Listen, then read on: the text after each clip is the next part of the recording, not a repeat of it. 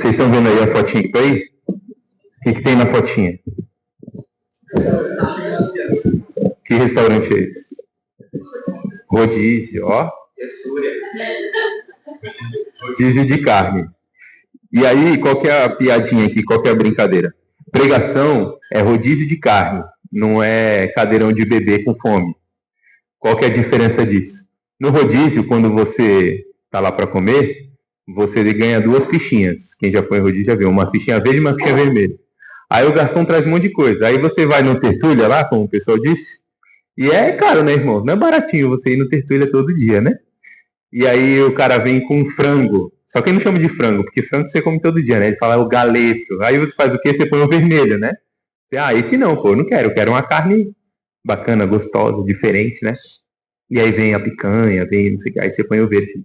Por que pregação é como rodízio, não é como um cadeirão de bebê? Porque o bebê, ele só abre a boca.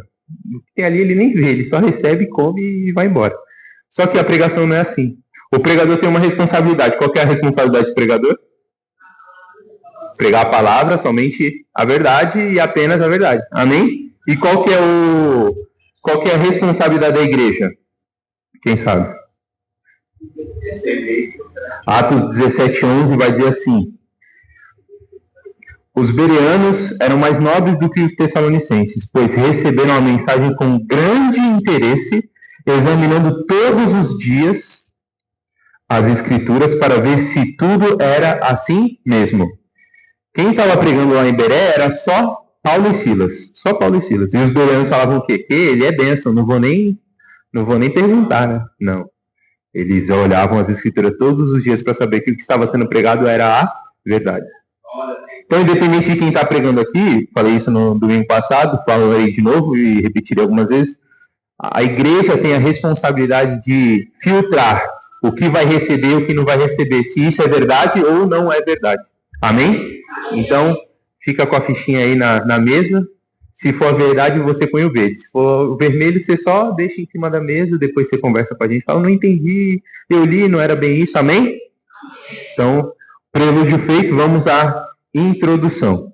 Mas antes eu quero orar também. Vocês me autorizam a orar por vocês? Amém? Vamos orar. Senhor Deus, eu quero te agradecer por esse dia, por essa manhã, Senhor, pela oportunidade de estarmos juntos. Pai, eu te agradeço porque existe uma responsabilidade da minha parte, Senhor, que só pode ser executada pela tua graça, Senhor, pelo teu Santo Espírito. Senhor, sonda e conhece meu coração, sabe quem eu sou e sabe que sem ti nada posso fazer, Senhor. E que o Senhor possa me capacitar através do teu Santo Espírito para fazer aquilo que o Senhor me chamou para fazer, e não só a mim, mas toda a igreja, Senhor. Pois aqui, junto comigo, há pastores, profetas, mestres, evangelistas. E, Senhor, que em nome de Jesus o Senhor possa levantar, Senhor, cada vez mais, Senhor, homens e mulheres de Deus para cumprir o chamado. E que a tua vontade, o teu querer, aquilo que o Senhor tem feito e fará, como diz a tua palavra, não cairá, Senhor, não falhará, porque céus e terras passarão, mas a tua palavra não passará, Senhor. E que essa palavra possa encontrar em nós, em nossos corações, terra fértil, Senhor, para que venhamos a nos alimentar dela, Senhor, reter o que é bom. E, Senhor, vivermos a tua palavra, que não sejamos como um homem que se olha no espelho e logo quando sai se esquece da própria fisionomia, Senhor, como diz lá em Tiago. Que venhamos aguardar e viver a tua palavra, Senhor, na integridade dela, Senhor, conforme venhamos a crescer em maturidade e graça em ti. É o que eu te peço, Pai, te agradeço desde já, em nome de Jesus. Amém. Nós vamos aprender através da palavra do Senhor que Deus, ele escolhe uma metodologia, uma pedagogia para ensinar as coisas para nós. E isso, na teologia, vamos dizer assim, né, na parte teórica da coisa, se chama de revelação progressiva de Deus. E às vezes é um nome meio teórico demais, mas eu tenho certeza que todo mundo aqui sabe o que é revelação progressiva de Deus. E eu vou dar um exemplo para mostrar que vocês conhecem o que é isso. Imagina que tem uma criança aqui, que tem um nome que começa com A e termina com Prora, sabe? Uma criança pequenininha. Tem uma pergunta que se ela não fez, talvez em breve ela fará para o Luiz e para a Thaís. Que é, mãe, como eu nasci? Pai, como eu nasci? Não é verdade? De onde eu vim? E eu acho que o Luiz e a Thaís não vão explicar cientificamente, literalmente, como ela nasceu. Amém? Por quê? Por quê? Porque ela é muito nova. Ela não tem o entendimento completo, a maturidade necessária para entender o todo de como ela foi concebida, como ela foi planejada, como ela foi, enfim, preparada até fazer essa pergunta. Certo? Isso é a revelação progressiva de algo que às vezes a gente não conhece, mas passa a conhecer. E assim é com Deus também. Deus, quando a gente olha para a Bíblia, desde lá de Gênesis, ele começa a se revelar progressivamente através do curso da história. Amém? E o ápice, o topo disso é a chegada de Jesus Cristo aqui na Terra. Ele é a imagem do Deus que era invisível, mas que encarnou e, naquele momento da história, passa a visivelmente habitar no meio de nós. Amém? E então essa pedagogia que Deus usa para que a gente possa aprender um pouco mais de quem Deus é, daquilo que Ele quer revelar para todos nós. Amém? E o livro de Lucas, os evangelhos servem para mostrar justamente a vida e a história, o ministério de Jesus Cristo. A didática, essa didática da revelação progressiva de Deus acontece também com Jesus. Não à toa, Jesus ele não vem à Terra já em carne e osso, já como adulto, 30 anos. Houve-se uma mensagem de que ele viria através do nascimento virginal, através de Maria, e ele não chega aqui já como criança, ele chega como embrião, a barriga cresce, ele nasce, ele faz cocô no paninho, Maria limpa ele. Porque essa é a pedagogia de Deus, é devagarinho. E vai se revelando cada vez mais, e Jesus vai crescendo, Jesus fica adulto. E aí quando chega a 30 anos, ele começa o seu ministério. E a nossa vida com Deus também é assim. Às vezes a gente tem experiências até extraordinárias antes mesmo de conhecer de fato a Deus.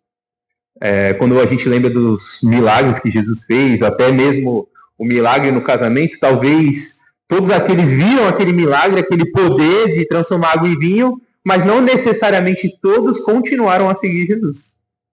Mas porque Jesus é assim. Ele escolhe se revelar e alguns aceitam ou não aquilo que ele está fazendo. Mas o impacto existiu. Então, muitos daqueles que estavam no casamento viram o que aconteceu naquele dia. Alguns seguiram, outros não. E é um pouco disso que a gente vai estudar juntos, vai refletir juntos nesse dia. O livro que nós vamos ler está lá em Lucas, como eu mesmo disse. Quero que você abra a sua Bíblia, pedir para o Luiz não colocar na tela, para você gastar um pouco aí a folha da sua Bíblia. Lucas, capítulo 14, lá no versículo 25. Lucas 14, verso 25.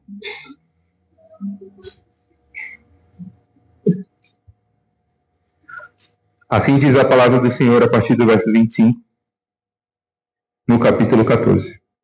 Uma grande multidão, repita, multidão, ia acompanhando Jesus.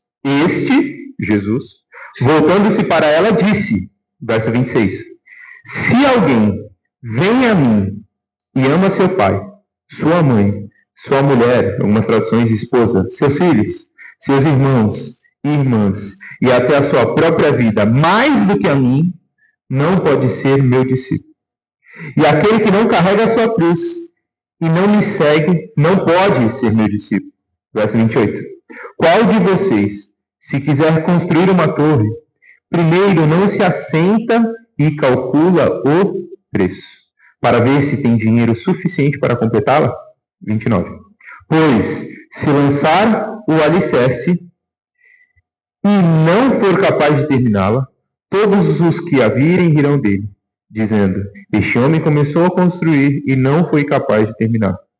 31. Ou qual é o rei que, pretendendo sair à guerra contra outro rei, primeiro não se assenta e pensa se com 10.000 homens é capaz de enfrentar aquele que vem contra ele com 20.000? Se não for capaz, enviará uma delegação enquanto o outro ainda está longe, e pedirá um acordo de paz. 33.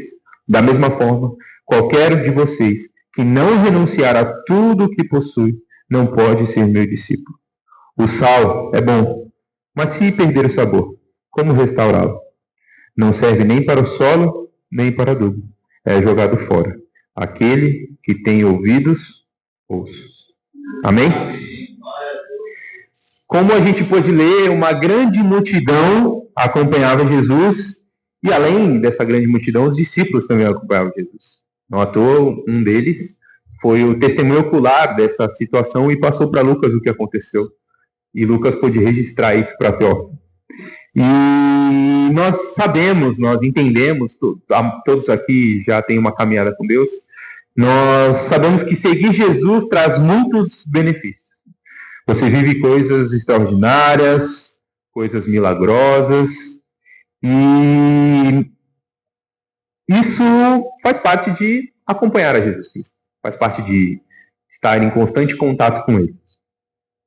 Mas existe um momento na nossa vida que Jesus vai olhar para a gente, vai prestar atenção no que está acontecendo, no movimento, e vai falar assim: existe uma diferença entre ser multidão e ser discípulo.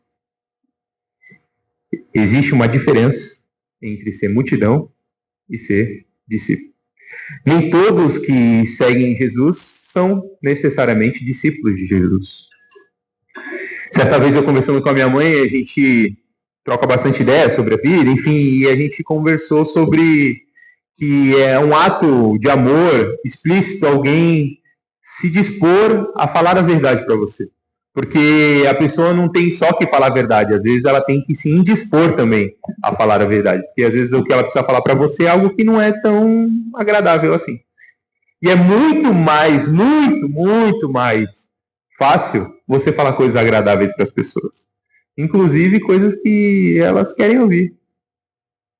Então, se talvez a pessoa está fazendo uma besteira no trabalho, você está vendo, e ela perguntar, como é que tá? Você falar assim, não, tá tudo bem. É muito fácil, continua assim. Mas se a pessoa está fazendo algo errado, é difícil você falar, ó, cara, não queria te falar assim de forma tão direta, mas já que você me perguntou, eu preciso te falar que isso não está certo. Porque custa. Viver e falar a verdade custa. E é isso que Jesus faz com essas pessoas nesse contexto aqui. Ele vira para elas e fala assim, ó, existe uma condição para ser meu discípulo. Ele fala a verdade. E isso me faz até refletir que Jesus é tão maravilhoso que ele não deixa ninguém seguir ele de forma ignorante. A multidão estava acompanhando, estava vendo o que ele estava fazendo, os milagres, os prodígios, as curas, os ensinamentos na sinagoga. Mas chega um momento que Jesus precisa parar e falar, vocês precisam prestar atenção numa coisa aqui comigo. Vocês são multidão. Mas existe um outro tipo de seguidor, que é esse tipo de seguidor que eu estou seguindo, que eu estou buscando, que são os discípulos. Amém? Até aqui está todo mundo me acompanhando? E isso não é só uma pressão de Jesus para nós. Isso faz parte da nossa fé. A Bíblia vai dizer lá em 1 Pedro, no capítulo 3, no versículo 15, que nós precisamos estar sempre preparados para responder a qualquer pessoa que pedir a razão da esperança que há em nós. Ninguém pode transferir a responsabilidade da própria fé para qualquer pessoa que seja. Para o pastor, para a mãe, para o pai, para a igreja. Não dá. Porque essa responsabilidade é individual, é sua, é minha. Ninguém vai poder falar, então Jesus, esse versículo aqui eu não li, porque a gente ia estudar na semana que vem lá no plano. Aí eu esperei, né? Ninguém vai poder falar isso para Jesus. Porque a palavra diz, estejam sempre prontos, de prontidão, a qualquer momento para explicar a razão da fé, da esperança que há em você. E é isso que eu sinto Jesus fazendo, falando, ó, gente, presta atenção. Vocês estão vendo o que eu estou fazendo, vocês estão me seguindo, tá legal, vocês estão vendo tudo o que está acontecendo. Mas agora existe um momento de decisão. E esse momento de decisão, que ele indaga a multidão, é o momento dele deixar claro que existe essa diferença, repetindo, entre multidão e discípulo. Entre seguir Jesus por seguir e seguir sendo discipulado por ele. Amém? E aí eu queria que você olhasse para o seu irmão agora e perguntasse assim: você quer ser discípulo de Jesus? Tem certeza? Fez a conta? É ou não é? E aí, independente de quanto tempo você está na igreja, tá? Você pode estar na igreja há 1 ano, 2 anos, 30 anos. Essa pergunta, ela não é uma pergunta específica e única. Ela vai se repetir por várias e várias vezes na minha e na sua caminhada. E eu vou usar uma outra ilustração para mostrar para vocês que, assim como nessa situação que eu vou passar para vocês, a gente precisa repetir essa dúvida, essa conta, responder essa pergunta, na nossa vida com Deus a gente tem que sempre lembrar e perguntar para a gente: e aí? Eu quero ser discípulo ou quero ser multidão? E eu vou usar a analogia do casamento. Pensa aí você num casamento. Você já parou para pensar quantas vezes o marido no casamento fala sim? Sabe aquele sim para a esposa? Quantas vezes? Alguém sabe aqui? Uma vez?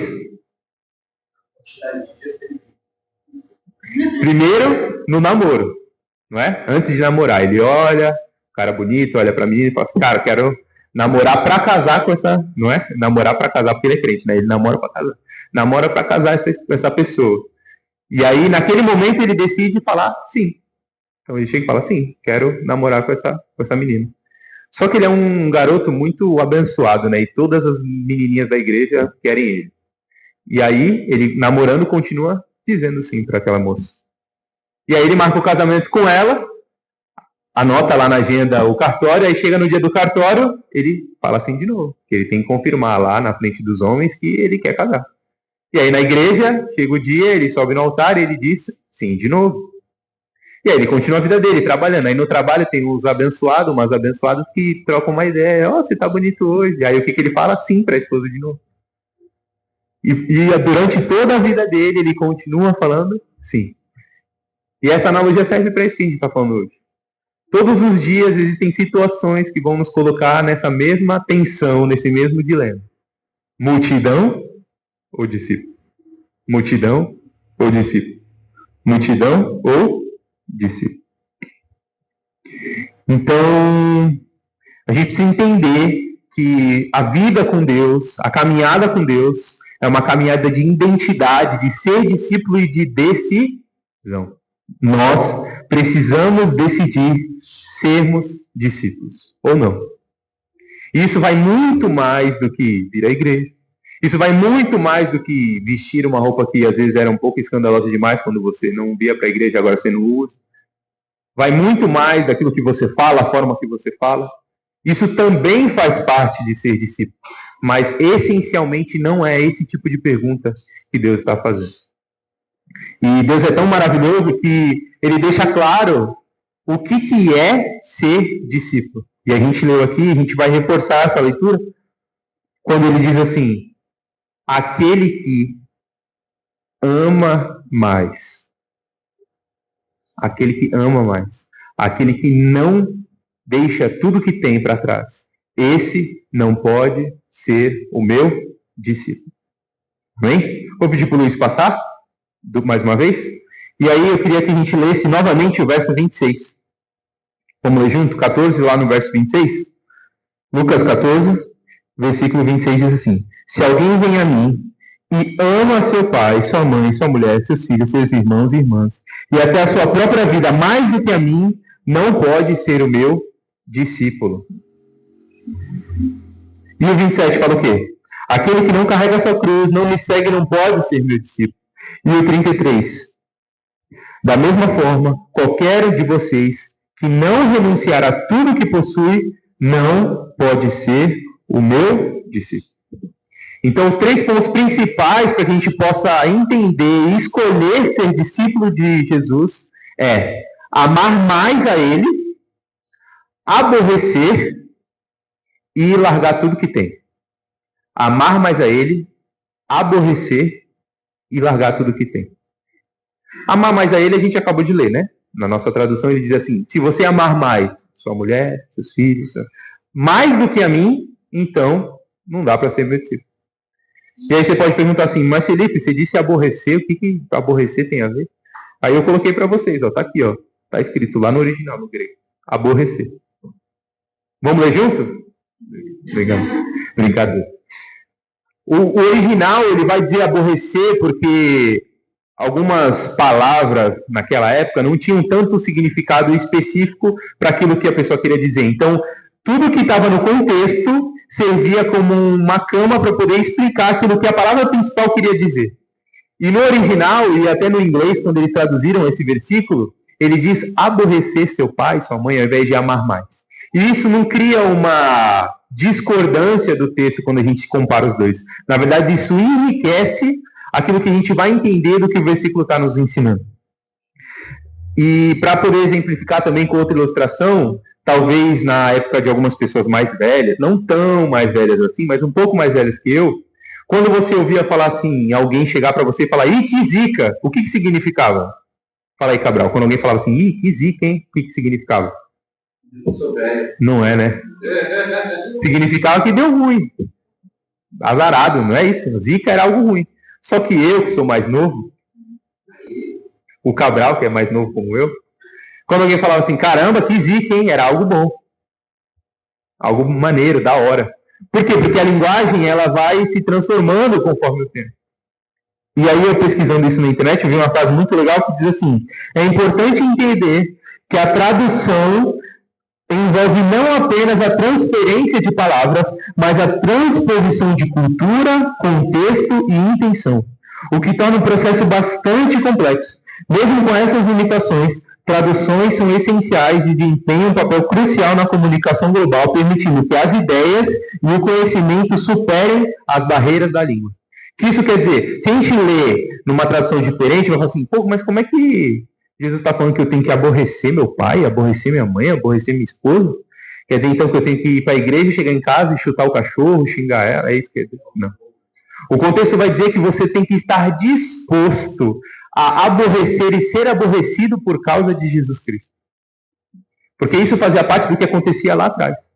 Quando as pessoas se convertiam ao Evangelho de Jesus, elas recebiam um alvo nas costas.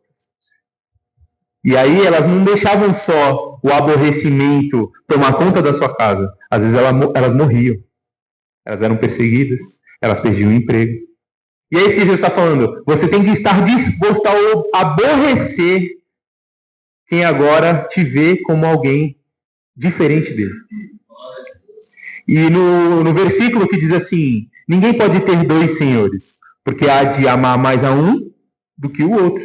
Há de aborrecer mais ao outro.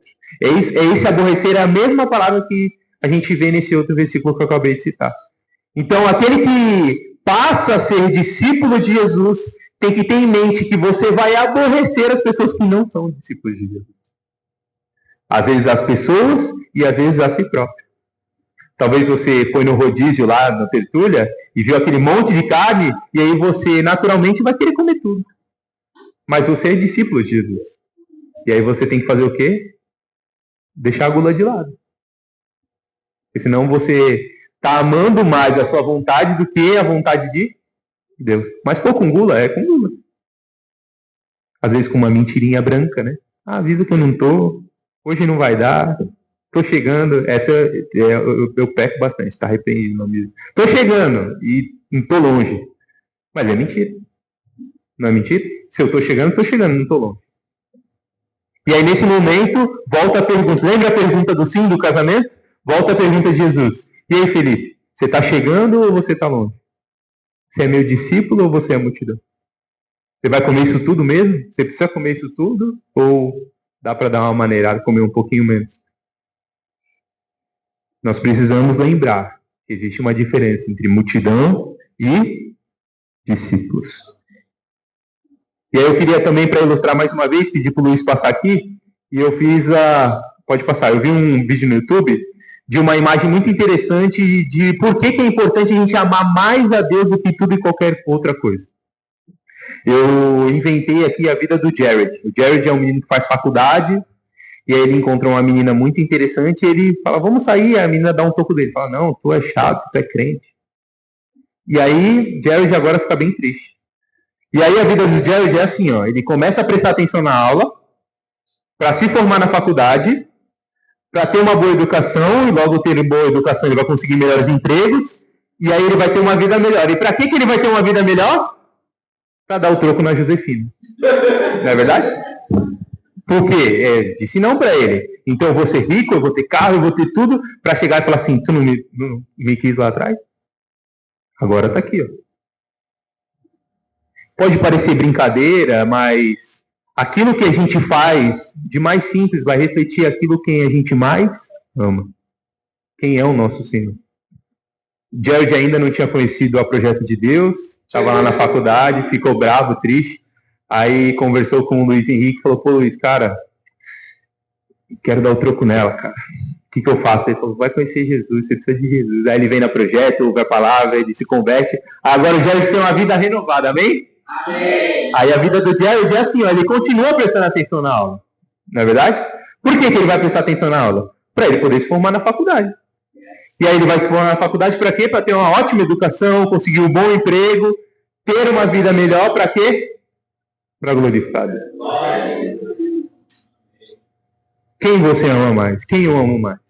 Vai dizer aquilo que a gente faz. E às vezes aquilo que a gente faz não vai mudar, mas o final daquilo que a gente faz vai mudar.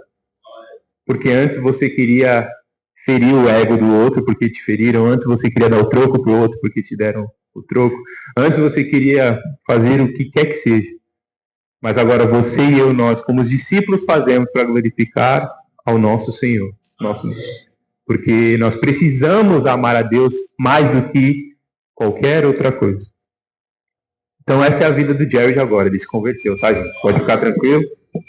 E então, recapitulando, nós precisamos amar mais a Jesus do que a mãe, do que a pai, do que a filho, do que a esposa.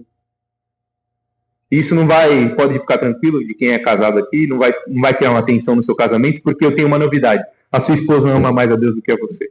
Então tá tudo certo. Não vai ter briga, vai dar tudo bem. Porque no fim das contas, tudo que ela faz para glorificar a Deus. E tudo que você faz para glorificar a Deus. Amém? E o terceiro ponto disso, além de aborrecer, estar disposto a aborrecer os outros, amar mais a Jesus do que qualquer outra coisa, estar em ser desapegado com as suas posses. Vamos repetir juntos? Ser desapegado às minhas posses. E aí, naturalmente, né, a gente pensa como posses o material. E é fácil a gente bater no material aqui, né? Mas o problema não é ter dinheiro. O problema é o dinheiro ter você. A raiz de todos os males não é o dinheiro, é o amor ao dinheiro. É isso que a palavra do Senhor vai nos ensinar. E alguém aqui tem algum tipo de dúvida que se no fim desse mês a gente fizesse uma reunião aqui do financeiro da Presença de Deus e falasse assim, gente, nós temos uma novidade. Uns irmãos conversaram com a gente fez a conta, e a partir de hoje, em março, abril, todos os meses nós teremos uma arrecadação de R$1 milhão na Presença de Deus. Então, alguém aqui acha que isso vai ser ruim? Será que a gente não vai conseguir alcançar mais pessoas? Abençoar mais a nossa comunidade? Nossos irmãos que estão aqui, os irmãos das próprias projetos de Deus? Então, o dinheiro por si só não é um problema. Agora, recebemos no primeiro mês, recebemos no segundo mês, no terceiro mês, Deus dá uma revelação para Solange e fala assim, olha, avisa a minha igreja para pegar toda a arrecadação do mês e doar lá para a casa da avó Benedita. Aí o pessoal, pô, aí não, aí Deus tá amarrado, Solange, não deixa o diabo te usar, não. Esse é o problema da posse. Porque se você ama a Deus mais do que tudo e qualquer coisa, se você entrega tudo que você tem para Deus, tudo é tudo. Lembra do grego que a gente leu ali? Lembra? Vocês lembram, né? Que vocês leram ali? O grego, tudo é tudo. Todas as coisas. No português, tudo é tudo. No hebraico, tudo é tudo. É dinheiro, é carro, é tempo, é tudo. Então a gente precisa entender que como discípulos nós não podemos e não temos que ter posses das nossas coisas. Porque nós não temos mais nada. Tudo que nós temos é de Deus.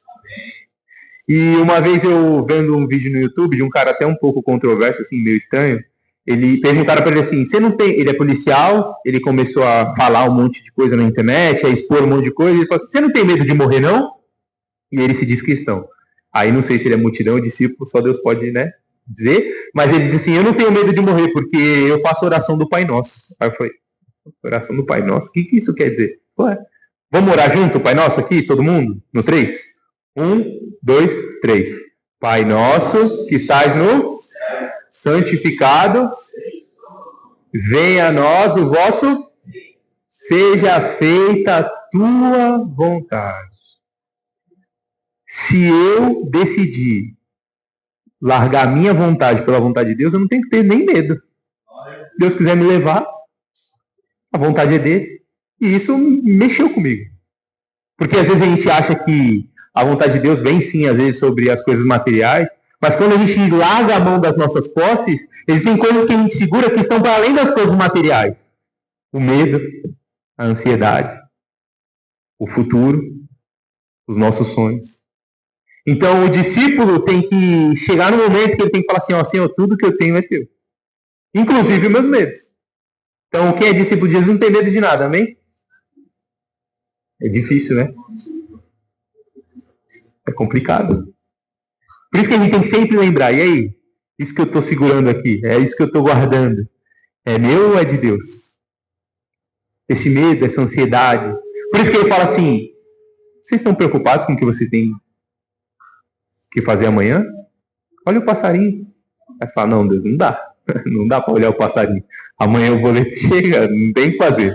Fala, não, vamos fazer o seguinte, não olha para o passarinho não, olha para a plantinha. Aí você fala, piorou, o passarinho ainda voa, pega uma coisinha ou outra, né?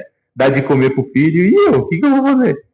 Pois é, você orou. Pai nosso, seja feita a tua. E é difícil. Por isso que eu falei lá atrás.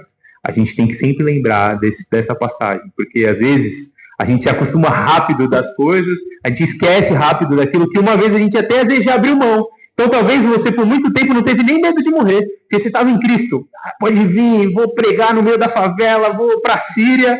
Só que agora você está com medo até de sair na rua. Porque a gente é assim, quando a gente está longe de Jesus, quando a gente está cada vez mais distante, a gente volta a pegar as coisas que eram nossas e reter. E aí Jesus está falando assim, ó, não dá para ser meu discípulo com essas coisas, não. Tem que deixar para trás. E aí ele volta a nos perguntar, e aí? Multidão ou discípulo? Agora, pergunta para a pessoa do seu lado. E aí, você quer ser discípulo de Jesus? Quer amar mais a ele do que qualquer pessoa? Quer estar disposto a aborrecer os outros e a si mesmo por amor a ele? Quer se desapegar de tudo que você tem? Tudo. Tudo é? Tudo. Esse é o segundo ponto que eu queria falar com você. O primeiro é entender que existe uma diferença entre multidão e discípulo. O segundo ponto é que aquele que decide ser discípulo, ele tem que entender que ele tem que amar mais a Jesus do que qualquer outra pessoa, estar disposto a se aborrecer e aborrecer as outras pessoas e se desapegar de todas as coisas. Versículo 33. Se desapegar e renunciar a tudo. E o ponto 3 é um reforço do que você acabou de falar para o seu irmão. Nós precisamos fazer a conta. Porque nós somos discípulos de Jesus. Porque eu e você, nós somos sal. Repita, sal. Sal. Olha para o seu irmão e fala, você é sal, irmão. Olha lá o que diz Lucas 14, no versículo 34. Vamos ler todos juntos. Lucas 14, 34. A palavra do Senhor diz assim, o sal é bom. O sal é bom. Mas, se ele perder o sabor, como restaurar? Não serve nem para o solo, nem para adubo. É jogado fora. Aquele que tem ouvidos, ouça. E, com base nessa conclusão, nesse último versículo que nós vamos conversar hoje, eu fiz uma outra historinha. Hoje eu estou com bastante historinha, né? Deu professor, pode passar. Imagine que, hipoteticamente, eu fui para casa, dormi, domingo, né? Aproveitei, fui à praia, pedalei, e aí de domingo para segunda, eu tive um sonho, ó, tá ali, ó, o desenho lá. Eu sonhei que Deus estava falando comigo, falando assim, olha, conversa com a igreja, que eu quero abrir um projeto de Deus no Japão. E compartilha esse sonho com a igreja.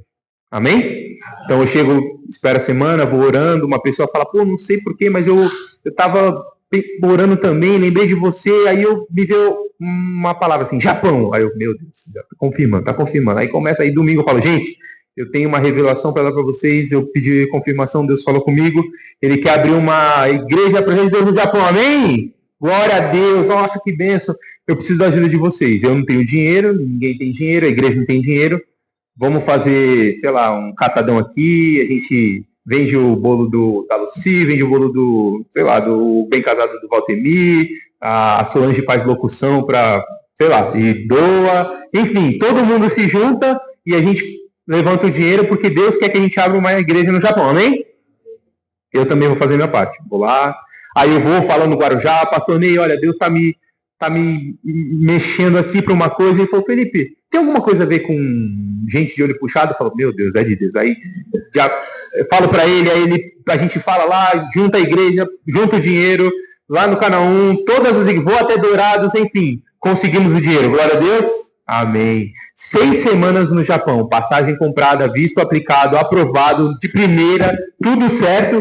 Vamos para o Japão, 6 semanas para ir até o Japão, conversar com as pessoas, ver uma sala, alugar um lugar, fazer pelo menos 4, 5 células por semana e aí deixa alguém e vai embora. Amém?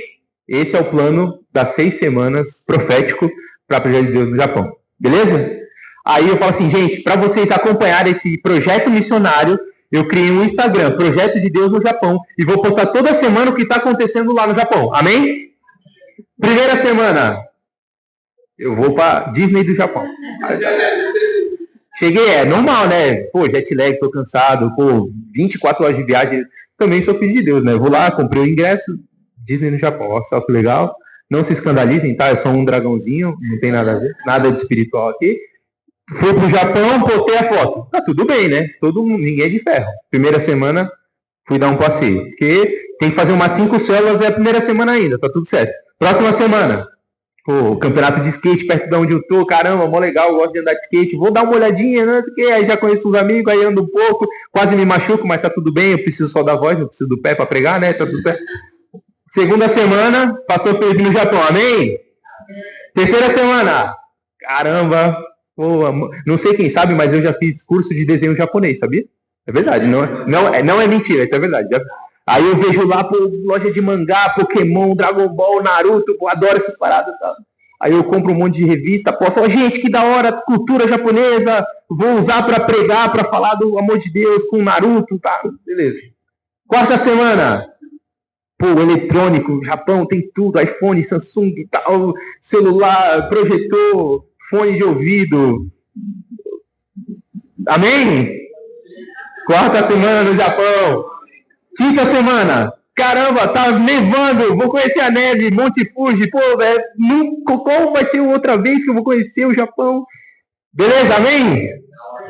Sexta semana, pô, galera, ó, não deu certo, pô, o dinheiro acabou, não deu para alugar sala nenhuma, não deu tempo, tô voltando pro Brasil. Acontece, né? Às vezes os planos de Deus são diferentes dos nossos, né? Amém? Agora eu vi que semana 5 é a sexta, tá? Pode passar. Alguém vai ficar com uma pulga atrás da orelha aí de como foi a viagem missionária do pastor Felipe no Japão? Alguém vai ficar? Ou não? Vocês vão ficar de boa, tá tudo bem. Acontece, né, gente? Pô, Naruto, campeonato de skate, Disney, não é todo dia que tá... Amém ou não amém? Não, amém. Por que não? Você é salvo. Deus te fez nascer numa família, morar numa cidade, congregar numa igreja, para você cumprir o chamado dele na sua vida, nesse lugar. Nessa viagem missionária que você está fazendo aqui na Terra. Significa que você não pode ir para Disney? Claro que não. Mas lembra do Jared?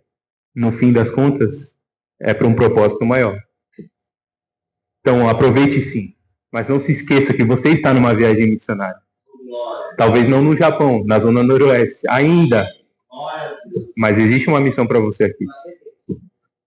E aí Jesus fala assim, você é sal. Você é sal. Para que serve o sal se perdeu o sabor? Para que serve um missionário no Japão com dinheiro, com o apoio da igreja, indo para Disney, campeonatos de skate? Para quê? Nós somos sal. Nós somos discípulos de Jesus. Nós temos que fazer a conta. Nós temos que ficar incomodados, como você ficou com esse pastor Felipe aí do Japão. Fala assim, cara, mais uma semana, faltou alguma coisa aqui que eu precisava ter feito.